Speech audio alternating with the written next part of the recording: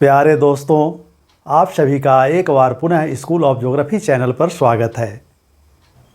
आज हम लोग क्लास 10th के चैप्टर 4 का तीसरा भाग देख रहे हैं। अभी तक हम लोगों ने वीडियो के पहले 2 भाग में कृषि के प्रकार, शस्य प्रारूप, क्रॉप पैटर्न और प्रमुख फसलें जो मुख्य रूप से खाद्यान्न फसलें अर्थात चावल, गेहूँ, मोटे अनाज में मक्का, ज्वार, बाजरा तथा दलहन और तिलहन के बारे में जानकारी प्राप्त कर चुके हैं। आज हम लोग कृषि में रोपण यानी प्लांटेशन फार्मिंग या बागानी कृषि के बारे में तथा बागवानी यानी हॉर्टिकल्चर के बारे में देखेंगे। साथ ही साथ भारत में कृषि क्षेत्र में कौन सी चुनौतियां हैं, किसानों के समक्ष कौन सी समस्याएं हैं तथा क्या क्या कार्य सुधार के लिए किए गए हैं, इसकी चर्चा करेंगे। इस चैप्टर से, चूँकि यह चैप्टर लंबा है, इसलिए इससे हमेशा प्रश्न पूछे जाते हैं। जैसे पहले के वीडियो में हम लोग चर्चा किए हैं कि प्रमुख फसल में किस फसल के लिए किस प्रकार की भौगोलिक दशाओं का होना चाहिए। जैसे चावल की भौगोलिक दशाओं का वर्णन करने के लिए पूछा जाता है तो कितना तापमान चाहिए, कितनी जलवायु वर्षा की मात्रा चाहिए, किस प्रकार की मिट्टी चाहिए। तो इस तरह से कई प्रमुख फसलों के बारे में पूछे जाते हैं। साथ में क्षेत्र के बारे में पूछे जाते हैं कि कौन सी फसल किस राज्य में मुख्य रूप से उगाई जाती है। उसी तरह से आज जिन फसलों की चर्चा करेंगे उनके बारे में भी उसी तरह के प्रश्न पूछे जाएंगे। तो आइए सबसे पहले रोपण कृषि या बागानी कृषि प्लांटेशन फार्मिंग में चाय के बारे में देखते हैं।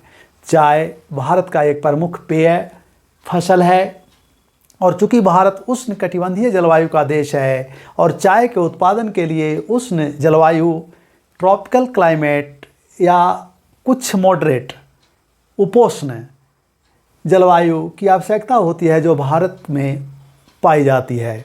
भारत में चाय एक प्रमुख पेय फसल है और साथ ही साथ भारत चाय का निर्यात भी करता है, यूरोपीय देशों को विशेष रूप से निर्यात करता है। चाय के उत्पादन के लिए ढलवा भूमि यानी पर्वतीय क्षेत्र के ढालों पर यह उगाया जाता है क्योंकि इसके लिए अधिक मात्रा में वर्षा की ज़रूरत होती है और साथ में जड़ में पानी भी नहीं जमना चाहिए, अर्थात वर्षा के साथ साथ पानी का बहाव जरूरी है। इसलिए ढलवा भूमि पहाड़ी क्षेत्रों में इसके लिए उपयुक्त होता है। जीवाश्म युक्त यानी वनस्पति जीव जंतु के अंश मिट्टी में होने चाहिए और साथ ही वह गहरी मिट्टी होनी चाहिए, अर्थात मिट्टी का विकास, परिक्षेत्रता का विकास, प्रोफाइल, सॉइल प्रोफाइल पूरी तरह से विकसित होना चाहिए।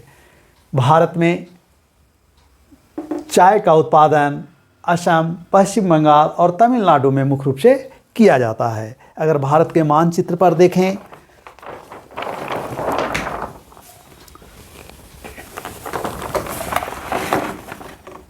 भारत के मानचित्र पर चाय का प्रमुख क्षेत्र ये असम है, पीला वाला भाग। तो असम में बराक नदी घाटी एक प्रमुख उत्पादक क्षेत्र है। उस तरह से पश्चिम बंगाल का या उत्तरी भाग जो हिमालय पर्वतीय प्रदेश है, इस क्षेत्र में जलपाईगुड़ी और दार्जिलिंग चाय के लिए प्रसिद्ध क्षेत्र है। तो पश्चिम बंगाल का पर्वतीय क्षेत्र ये पश्चिम बंगाल है, इसका उत्तरी भाग, तथा तमिलनाडु में नीलगिरी का क्षेत्र चाय का प्रमुख उत्पादक क्षेत्र है। तो इस तरह से भारत में 3 प्रमुख चाय के क्षेत्र हैं जिसको याद रखना है, दार्जिलिंग, नीलगिरी और असम। चाय के बाद दूसरा महत्वपूर्ण पेय पदार्थ भारत में उगाया जाने वाला कॉफ़ी है। भारत में कॉफ़ी अरेबिका किस्म की कॉफ़ी का उत्पादन किया जाता है। हालांकि भारत में काफ़ी कम मात्रा में कॉफ़ी का उत्पादन होता है, लेकिन यह उच्च क्वालिटी का है और भारत कॉफ़ी का निर्यात करता है। भारत में कॉफ़ी यूरोपीय लोग जब आए, औपनिवेशिक काल में शुरू हुआ और वह सबसे पहले कर्नाटक के बाबा बुदन की पहाड़ियों में उगाया गया। कर्नाटक में एक कर्नाटक है और कर्नाटक में बाबा बुदन की पहाड़ियों में चिकमंगलूर ज़िला है। चिकमंगलूर ज़िला को कॉफ़ी का ज़िला भी कहा जाता है। कॉफ़ी के उत्पादन में भारत विश्व में 6ठा स्थान रखता है। विश्व का सबसे बड़ा उत्पादक कॉफ़ी का ब्राज़ील है। ब्राज़ील में कॉफ़ी के बागानों को फजेंडा भी कहा जाता है। तो इस तरह से चाय और कॉफ़ी दो प्रमुख पेय पदार्थ है। इसके बाद बागवानी फसलें। बागवानी फसलें यानी हॉर्टिकल्चर, जिसमें फल एवं सब्जियों का उत्पादन किया जाता है। फल और सब्जियों में भारत में मुख्य रूप से आम, सेब, नाशपाती, संतरा, केला, लीची, अंगूर, अनानास आदि का उत्पादन किया जाता है। भारत फल एवं सब्जी के उत्पादन में विश्व में चीन के बाद दूसरे स्थान पर है। भारत में उष्ण एवं शीतोष्ण उच्च पर्वतीय क्षेत्रों में जलवायु ठंडी होने लगती है, जैसे हिमालय पर्वतीय क्षेत्र में और कुछ पश्चिमी घाट पर्वतीय क्षेत्रों में। तो भारत की जलवायु उष्ण जलवायु है, लेकिन ऊंचाई वाले क्षेत्रों में शीतोष्ण यानी ठंडक बढ़ती है, शीतोष्ण जलवायु पाई जाती है, जिसके कारण भारत में उष्ण और शीतोष्ण दोनों प्रकार के जलवायु वाले फलों का उत्पादन किया जाता है। भारत में मुख्य रूप से सर्वाधिक क्षेत्र पर उगाया जाने वाला फल आम है। आम का प्रमुख उत्पादक क्षेत्र उत्तर प्रदेश। उत्तर प्रदेश सबसे बड़ा आम उत्पादक राज्य भी है। उत्तर प्रदेश, बिहार, महाराष्ट्र, तेलंगाना, आंध्र प्रदेश, पश्चिम बंगाल आदि है। इन राज्यों में आम का सर्वाधिक उत्पादन होता है। संतरा, ऑरेंज का उत्पादन कर्नाटक में महाराष्ट्र में किया जाता है और मेघालय के चेरापूंजी क्षेत्र में। मेघालय ये उत्तर पूर्व भारत में है। इसके चेरापूंजी क्षेत्र में जहाँ काफ़ी अधिक वर्षा भी होती है। महाराष्ट्र में नागपुर संतरा का बहुत बड़ा केंद्र है और नागपुर को भारत का ऑरेंज सिटी के नाम से भी जाना जाता है। और नागपुर अगर भारत के मानचित्र को देखेंगे, अगर बीचों बीच उत्तर से दक्षिण की ओर जो लंबाई है उसको बीच से देखेंगे और पूर्व से पश्चिम की ओर देखेंगे इस तरह से, तो नागपुर को जीरो यानी उत्तर दक्षिण पूरब पश्चिम में 0 पॉइंट भी कहा जाता है। तो इस तरह से ऑरेंज सिटी और 0 पॉइंट नागपुर को कहते हैं। संतरा उत्पादन के लिए प्रसिद्ध है।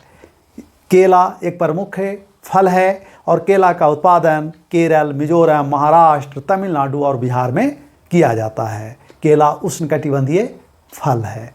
केला के बाद अनानास का उत्पादन मेघालय और उत्तर पूर्व के अन्य राज्यों में किया जाता है। अंगूर जो एक रसेदार फल है और इसका उत्पादन महाराष्ट्र में पश्चिमी घाट पर्वतीय क्षेत्र में किया जाता है, साथ ही तेलंगाना और आंध्र प्रदेश में भी किया जाता है।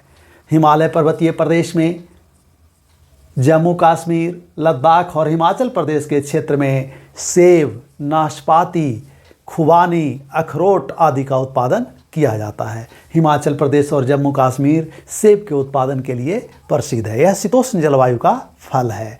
इस तरह से केसर का उत्पादन जम्मू कश्मीर में किया जाता है। जम्मू कश्मीर और लद्दाख पहले एक राज्य था, लेकिन अब ये 2 केंद्र शासित प्रदेश लद्दाख और जम्मू कश्मीर में विभाजित हो गया है। तो इन क्षेत्रों में केसर का उत्पादन किया जाता है और केसर जो एक सुगंधित फल है और जिसका उपयोग विभिन्न प्रकार के भोजन बनाने में किया जाता है, सुगंध के लिए किया जाता है। और पूरे विश्व में केसर का उत्पादन केवल हमारे देश में जम्मू कश्मीर और लद्दाख क्षेत्र में किया जाता है। सब्जियों के उत्पादन में भारत में उत्पादित किए जाने वाले प्रमुख सब्जी मटर, फूलगोभी, प्याज, बंदा गोभी, टमाटर, बैगन, आलू आदि है। इन सब्जियों का उत्पादन बहुतायत में किया जाता है। तो खाद्य फसल, पेय फसल, बागवानी फसल के साथ साथ बहुत सारे अखाद्य फसलों का उत्पादन किया जाता है, जिसका उपयोग भोजन के रूप में नहीं किया जाता है। इन फसलों में रबर, कपास, जूट, सन, प्राकृतिक रेशम आदि प्रमुख है। रबर एक औद्योगिक फसल है जिसका उपयोग कच्चे माल के रूप में उद्योगों में किया जाता है और यह भूमध्यरेखीय क्षेत्र में मुख्य रूप से उगाया जाता है। लेकिन इसका उत्पादन भूमध्यरेखीय क्षेत्र यानी भूमध्य रेखा भारत के दक्षिण में है, लेकिन भूमध्य रेखा के साथ साथ उष्ण और उपोष्ण जलवायु में भी इसका उत्पादन किया जाता है। और रबर के उत्पादन के लिए 200 सेंटीमीटर से अधिक मात्रा में वर्षा की आवश्यकता होती है तथा 25 डिग्री सेल्सियस से अधिक तापमान की आवश्यकता होती है। अर्थात यह आर्द्र जलवायु यानी जहाँ वर्षा अधिक होती है, आर्द्र यानी वेट क्लाइमेट में उपजाया जाने वाला फसल है। भारत के समुद्र तटीय क्षेत्रों में रबर का उत्पादन मुख्य रूप से किया जाता है। इन समुद्र तटीय क्षेत्रों में केरल, तमिलनाडु, कर्नाटक, अंडमान निकोबार तथा मेघालय में भी इसका उत्पादन किया जाता है। ये रबर के प्रमुख उत्पादक क्षेत्र हैं। तो इस तरह से हम लोगों ने भारत में पहले 2 वीडियो में भारत के कृषि प्रकार, सस्य प्रारूप और प्रमुख फसलों में खाने वाले अनाज फसलों के बारे में चर्चा कर चुके थे। और इस वीडियो में अभी तक हम लोग अन्य प्रमुख फसल, पेय फसल, चाय, कॉफ़ी तथा बागवानी फसलें यानी फल और सब्जियों के बारे में देखे। इसके बाद अभी हम लोग इसमें और आगे भारत में कृषि क्षेत्र में संस्थागत सुधार और प्रौद्योगिकीय सुधार यानी इंस्टीट्यूशनल और टेक्नोलॉजिकल जो सुधार हुए हैं कृषि क्षेत्र में उसके बारे में देखेंगे। सुधार के अंतर्गत 2 प्रमुख कारक आते हैं, संस्थागत कारक इंस्टीट्यूशनल फैक्टर और संरचनात्मक कारक स्ट्रक्चरल फैक्टर। तो संस्थागत कारक में भू हकबंदी, चकबंदी, जमींदारी उन्मूलन आदि कार्य किए गए हैं।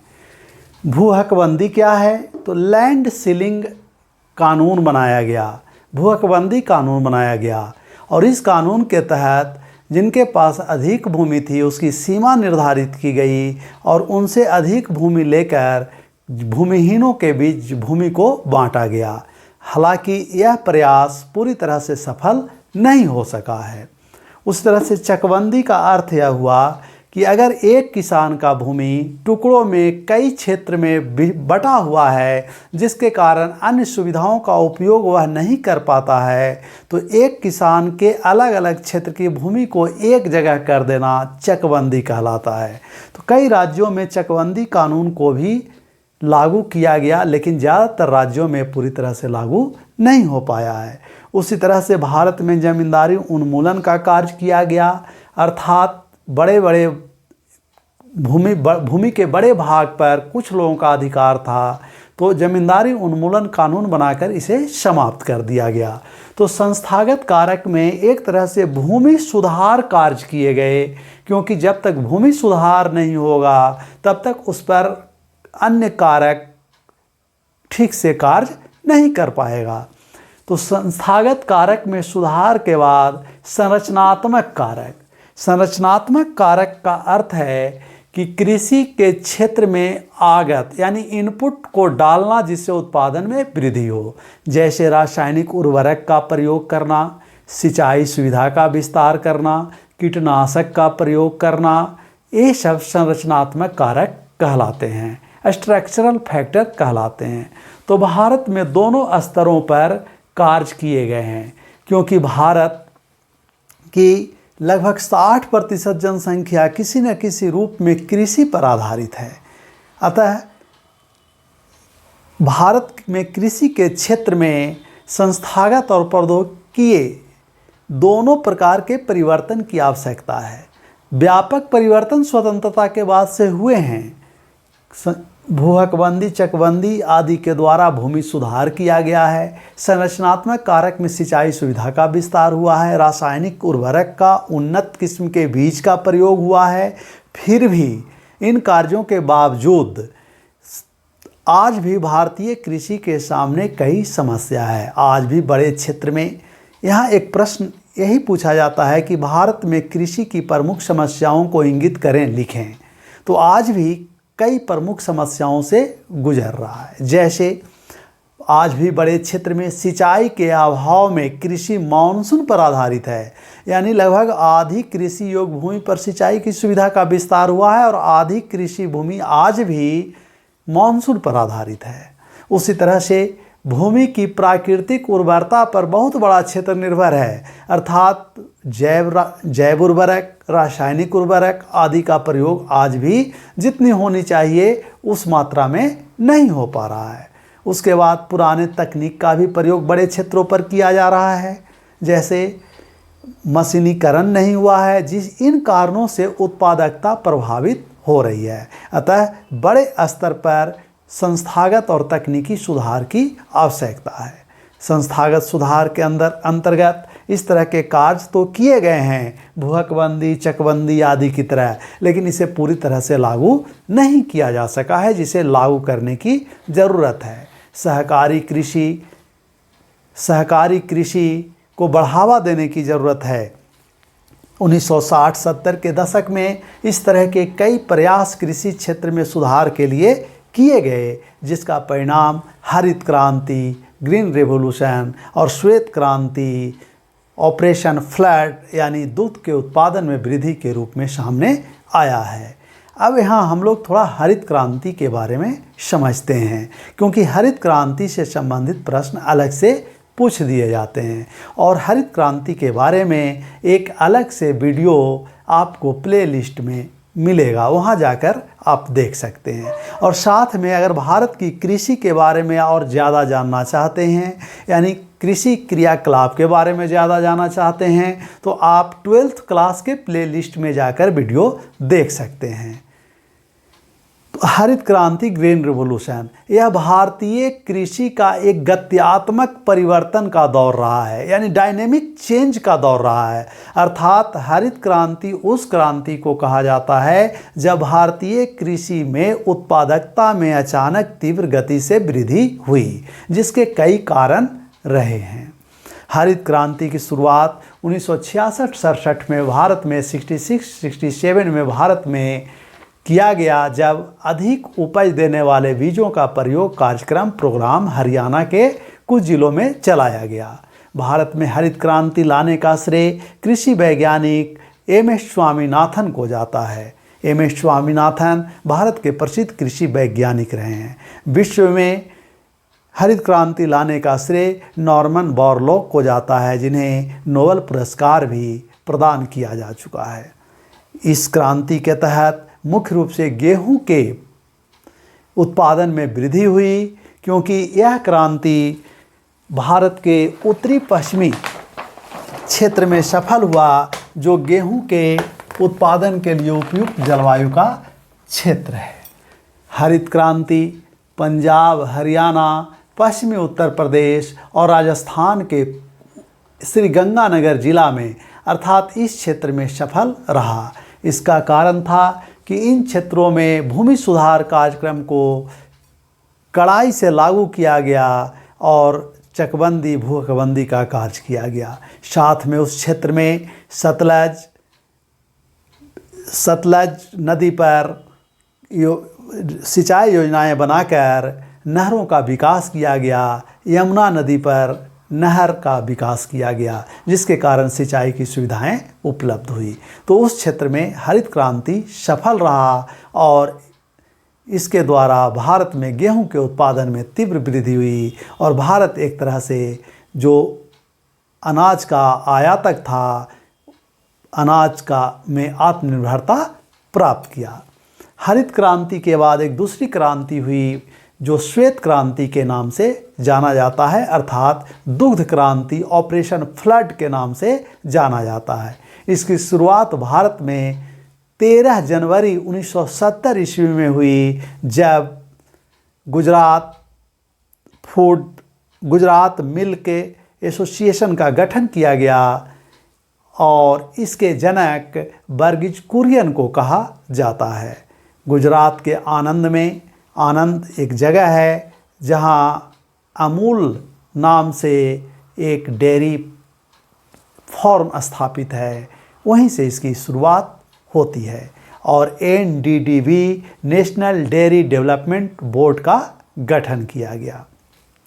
तकनीकी एवं संस्थागत सुधारों पर आधारित उसी के आधार पर आधारित कई और कदम उठाए गए हैं, जैसे फसल बीमा योजना। किसी अन्य प्रकार से फसलों को हानि होने से बचाने के लिए या हानि होने पर बीमा कराया जाता है। उस तरह से किसानों को कम ब्याज पर ऋण देने के लिए या बिना ब्याज के ऋण देने के लिए प्रयास किए गए। इसके लिए ग्रामीण बैंक, सहकारी समितियां और व्यावसायिक बैंक में भी सुविधाएं प्रदान की गई और इस प्रकार की बैंकों की स्थापना की गई।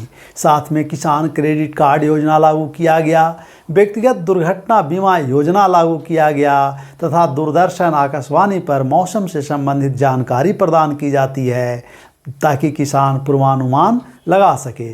कृषि आधारित कार्यक्रम का प्रसारण किया जाता है। इसके साथ साथ सरकार किसानों को हानि से बचाने के लिए न्यूनतम समर्थन मूल्य की घोषणा करती है जिससे कि उसकी आमदनी में कमी न हो सके।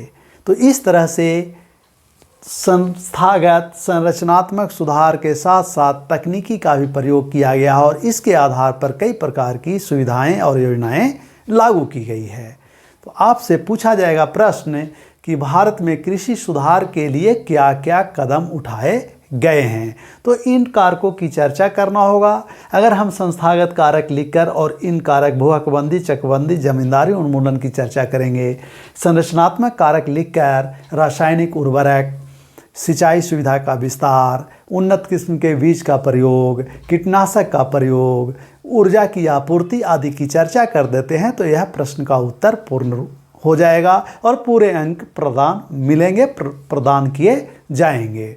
इस तरह से कृषि जो भारत का एक बहुत बड़ा क्षेत्र रहा है तो उसका राष्ट्रीय अर्थव्यवस्था या रोजगार दिलाने में अथवा उत्पादन में क्या योगदान है, तो कृषि का प्रमुख योगदान रहा है। हालांकि 1951 ईस्वी के बाद से राष्ट्रीय आय में निरंतर कृषि का हिस्सा घटता चला गया है, जिसका कारण यह है कि जैसे जैसे भारत की अर्थव्यवस्था का विकास होता गया है, द्वितीयक क्षेत्र अर्थात उद्योग और तृतीयक क्षेत्र अर्थात कृषि, तृतीयक क्षेत्र अर्थात सेवा क्षेत्र का विस्तार ज़्यादा होता चला गया है, जिसके कारण कृषि का प्रतिशत घटता गया है। हालांकि वास्तविक मात्रा में योगदान में कमी नहीं आई है, लेकिन अर्थव्यवस्था के विस्तार होने के कारण प्रतिशत में कमी आई है और द्वितीयक और तृतीयक क्षेत्र का योगदान बढ़ता गया है। कृषि का राष्ट्रीय आय में योगदान का घटना भी एक चिंता का विषय है, क्योंकि कृषि क्षेत्र में गिरावट का अर्थ होता है कि अन्य क्षेत्रों में भी गिरावट होना, क्योंकि भारत का प्रमुख उद्योग का कच्चा माल कृषि क्षेत्र से ही आता है। जैसे शुगर इंडस्ट्री में गन्ना, कॉटन इंडस्ट्री यानी सूती वस्त्र उद्योग में, कॉटन टेक्सटाइल में कपास कृषि क्षेत्र से प्राप्त होता है और ये भारत के बड़े उद्योग हैं। कृषि के आधुनिकीकरण के लिए यद्यपि काफ़ी प्रयास किए गए हैं। जैसे भारतीय कृषि अनुसंधान परिषद की स्थापना की गई है, कृषि विश्वविद्यालय की स्थापना की गई है जहां शोध और रिसर्च के कार्य किए जाते हैं। पशु चिकित्सा पर बल दिया गया है, पशु प्रजनन केंद्र की स्थापना की गई है ताकि उन्नत किस्म के पशुओं का पालन हो सके, विकास हो सके। बागवानी फसलों पर बल दिया गया है। मौसम केंद्र की स्थापना की गई है ताकि सटीक जानकारी किसानों को पूर्वानुमान का या भविष्यवाणी के रूप में मिल सके। फिर भी किसानों को आज अनेक चुनौतियों का सामना करना पड़ रहा है। इन सुधारों के बावजूद, इन योजनाओं के लागू किए जाने के बावजूद, जैसे कृषि क्षेत्र के विस्तार नहीं होने से रोजगार के अवसर में कमी आई है, रोजगार के अवसर कम उपलब्ध हो पा रहे हैं, जिसके कारण ज़रूरत से ज़्यादा लोग कृषि पर निर्भर हैं और कृषि क्षेत्र में लगे हुए हैं, अर्थात वहाँ छुपी हुई बेरोजगारी की स्थिति उत्पन्न हुई है। अंतर्राष्ट्रीय प्रतिस्पर्धा का सामना करना पड़ रहा है।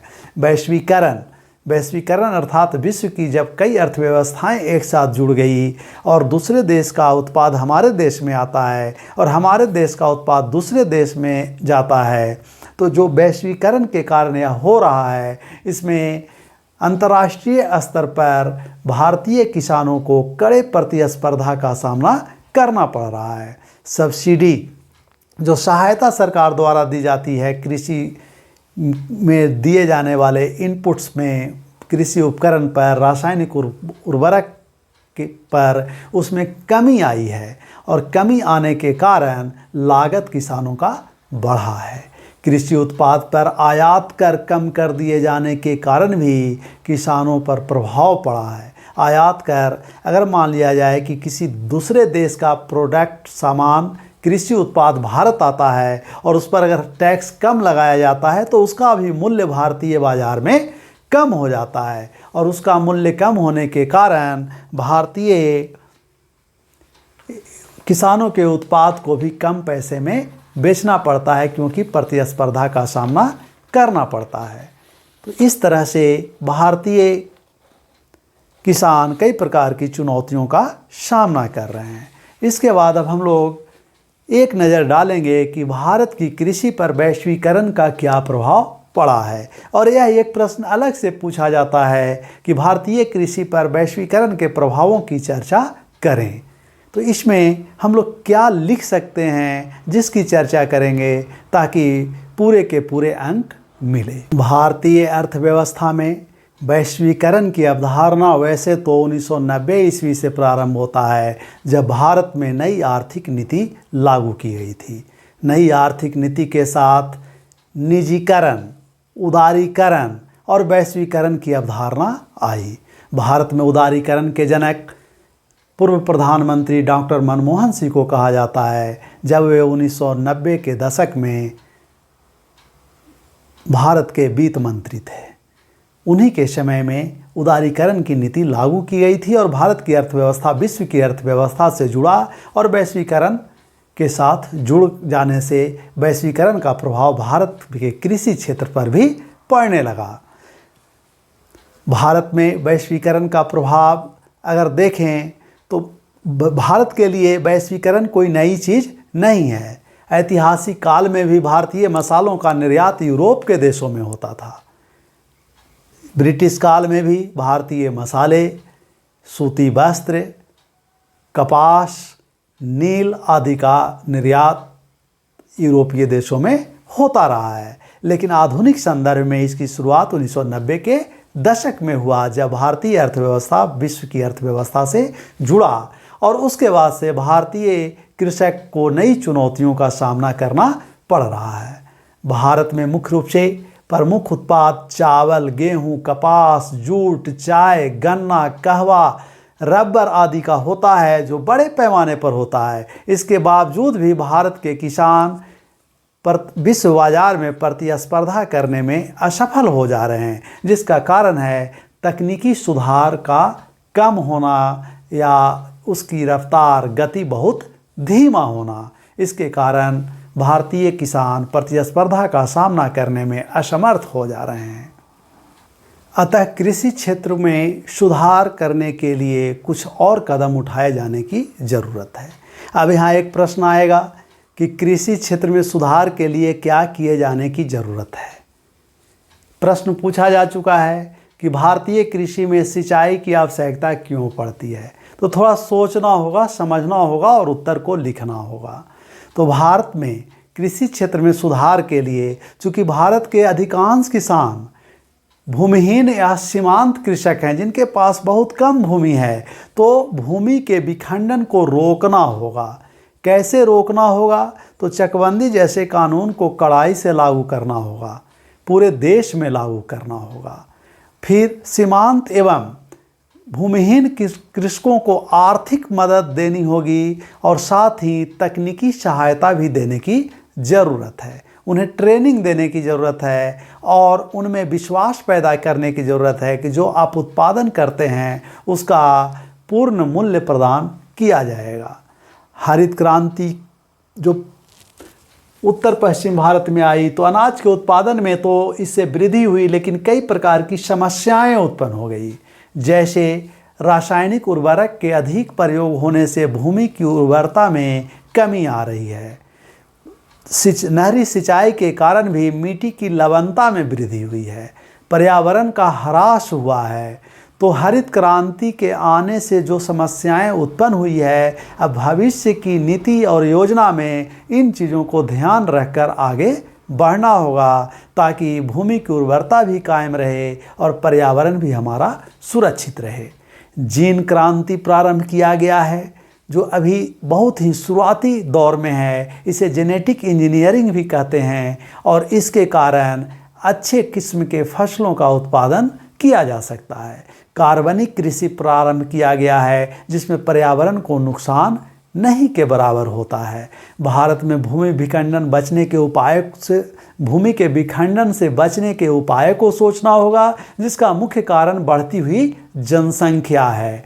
सस्य परिवर्तन यानी क्रॉप रोटेशन पर बल देना होगा, जिससे कि भूमि की प्राकृतिक उर्वरता कायम रहे। जैसे चावल और गेहूं की कृषि के बाद दलहन या चारे की खेती उसी भूमि पर करने से प्राकृतिक उर्वरता कायम रहेगी, और इसे ही वैज्ञानिक कृषि भी कहते हैं।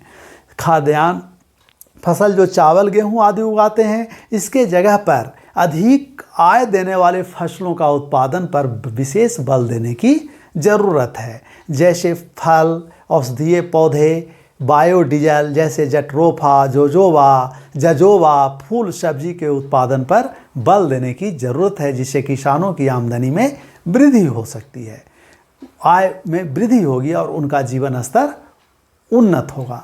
तो इस तरह से वीडियो के तीसरे और अंतिम भाग में, कृषि चैप्टर के तीसरे और अंतिम भाग में हम लोगों ने देखा कि भारत में कौन कौन से प्रमुख रोपण कृषि के अंतर्गत फसलों का उत्पादन किया जाता है, बागवानी कृषि के अंतर्गत किया जाता है, अखाद्य फसलें में जिसके खाते नहीं हैं उसके अंतर्गत किन किन फसलों का उत्पादन किया जाता है, और भारत में कृषि सुधार के में क्या समस्याएं हैं और क्या क्या कार्य किए गए हैं तथा किन कार्यों को करने की ज़रूरत है, तथा वैश्वीकरण का भारत की कृषि पर क्या प्रभाव पड़ा है। तो इतने तरह के प्रश्न बनते हैं जिसके बारे में हम लोग चर्चा किए। अगर आपको और अधिक जानने की ज़रूरत है तो प्ले लिस्ट में जाकर अलग से वहाँ हरित क्रांति पर, श्वेत क्रांति पर, भूदान